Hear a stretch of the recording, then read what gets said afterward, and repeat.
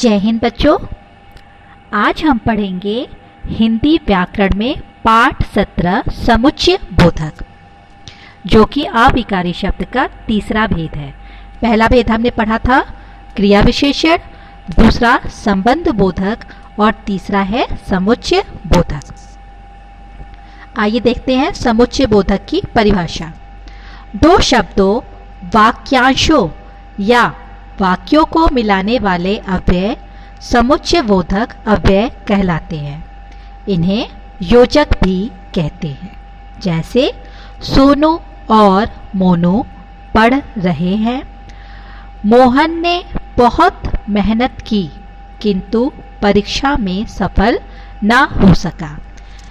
सोनू और मोनू, यहाँ पर और शब्द जो है वो समुच्चय बोधक है। मोहन ने बहुत मेहनत की किंतु परीक्षा में सफल ना हो सका। किंतु जो है ये भी आपका समुच्चय बोधक है। समुच्चय बोधक के दो भेद होते हैं, या ये कह लीजिए कि समुच्चय बोधक दो प्रकार से बांटे जाते हैं। पहला होता है समानाधिकरण समुच्चय बोधक और दूसरा होता है व्यधिकरण समुच्चय बोधक। देखते हैं समानाधिकरण समुच्चय बोधक क्या है। जिन समुच्चय बोधक शब्दों के द्वारा दो समान वाक्यांशों, पदों और वाक्यों को परस्पर जोड़ा जाता है, उन्हें समानाधिकरण समुच्चय बोधक कहते हैं। समानाधिकरण का मतलब हुआ समान अधिकार। जैसे सुमित खड़ा था और रोहित बैठा था। यहाँ पर जो है सुमित खड़ा था,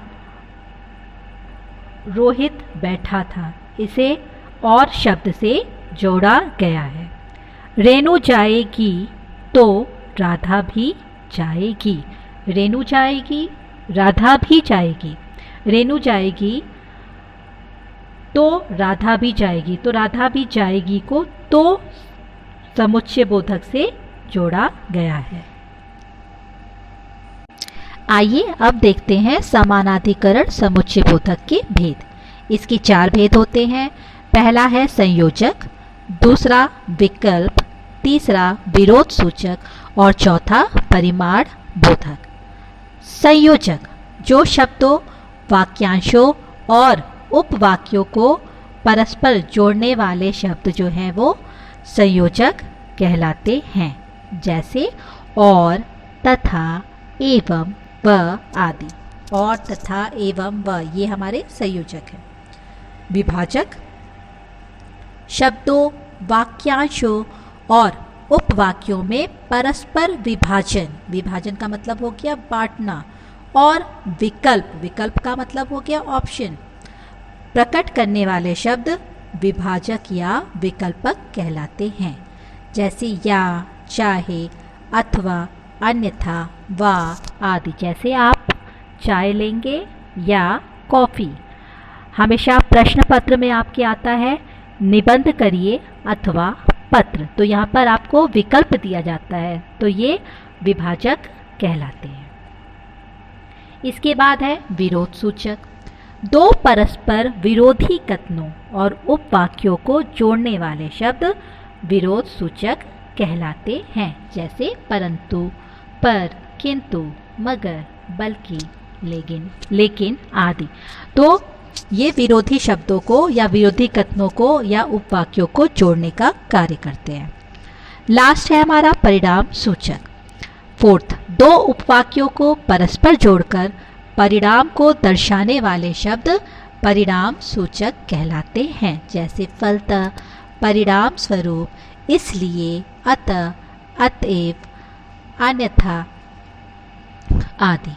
ये हमारे परिणाम सूचक हैं। आइए अब देखते हैं व्यधिकरण समुच्चय बोधक क्या होता है।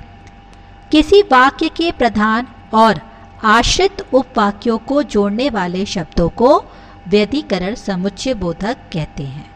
व्यधिकरण समुच्चय बोधक के चार भेद होते हैं। पहला संकेतवाचक, दूसरा कारणवाचक, तीसरा उद्देश्यवाचक और चौथा स्वरूपवाचक। संकेतवाचक क्या होता है? जो दो योजक शब्द दो उपवाक्यों को जोड़ने का कार्य करते हैं उन्हें संकेतवाचक कहते हैं। जैसे यदि, तो, जा, तो, यद्यपि, तथापि, यद्यपि, परंतु, ये संकेतवाचक है। कारणवाचक दो उपवाक्यों को परस्पर जोड़कर होने वाले कार्य का कारण स्पष्ट करने वाले शब्दों को कारणवाचक कहते हैं। जैसे कि, क्योंकि, इसलिए, चूंकि, ताकि आदि। उद्देश्यवाचक दो उपवाक्यों को परस्पर जोड़कर उनका उद्देश्य स्पष्ट करने वाले शब्द उद्देश्यवाचक कहलाते हैं।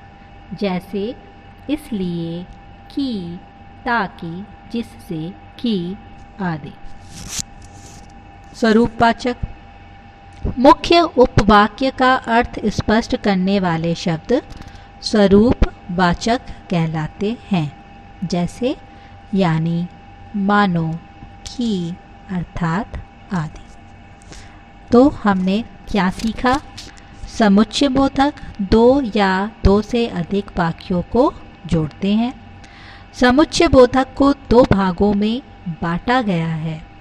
समानाधिकरण समुच्चयबोधक दो समान शब्दों, वाक्य के अंशों और वाक्यों को जोड़ते हैं। और व्यधिकरण समुच्चयबोधक वाक्य के प्रधान और आश्रित उपवाक्यों को जोड़ते हैं।